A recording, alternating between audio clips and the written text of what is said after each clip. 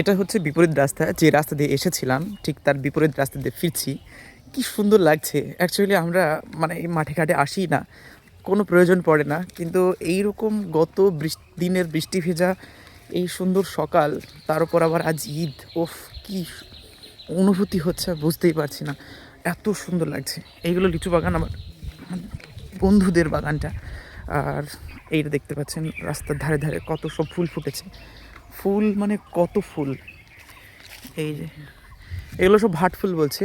আর এইখান থেকে আর কিছুটা দূরে ঠিক এইখানে আরও একটা জামাত আছে, তাদের নামাজ সম্ভবত ওদেরও শেষ হয়ে গেছে এবং কবর জিয়ারতের জন্য অনেকে দাঁড়াবে, সামনে কবরস্থান আছে। এটা আমাদের পাটিকাবাড়ির গরুর হাট। এখানে আমরা ছোটোবেলার বেশিরভাগ সময় এখানে কাটিয়েছি বল খেলা করে, কিন্তু এখন বল খেলা পুরোপুরি উঠে গেছে। সামনেই ওই যে বাড়িগুলো দেখতে পাচ্ছেন, এই বাড়িগুলোতেই প্রচুর মানে এখানে একটা বড় মাঠ ছিল, সেই মাঠে আমরা খেলা করতাম। But it was just a history right now, এখন একটা হিস্ট্রিতে পরিণত হয়েছে। আর সত্যি খুবই সুন্দর লাগছে, মানে অসাধারণ, হালকা ঠান্ডা ঠান্ডা পরিবেশ, তার উপরে আজ ঈদের দিন। আর এরা ছুটছে কিছু টাকা পয়সা পাওয়ার জন্য, কারণ এখানে দুটি জামাত, আমরা একটা জামাত এবং আরও একটা জামাত রয়েছে।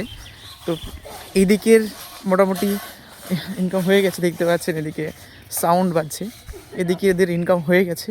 এখন ওরা আর একটা জামাতের দিকে ছুটছে। বাবু একটু জোরে চলে যাও, হয়ে গেছে, নামাজ হয়ে গেছে, গো গো গো। এরা ওখানে গিয়ে আবার দাঁড়াবে যদি ওখানে পাই। এখানে মোটামুটি কালেক্ট হয়েছে কিছু টাকা।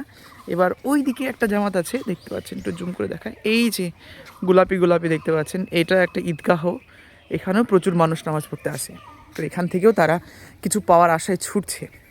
আমি যাচ্ছি রাস্তা দিয়ে, অনেক ভালো লাগছে। আলহামদুলিল্লাহ, এত সুন্দর পরিবেশ, সত্যি মনোমুগ্ধকর।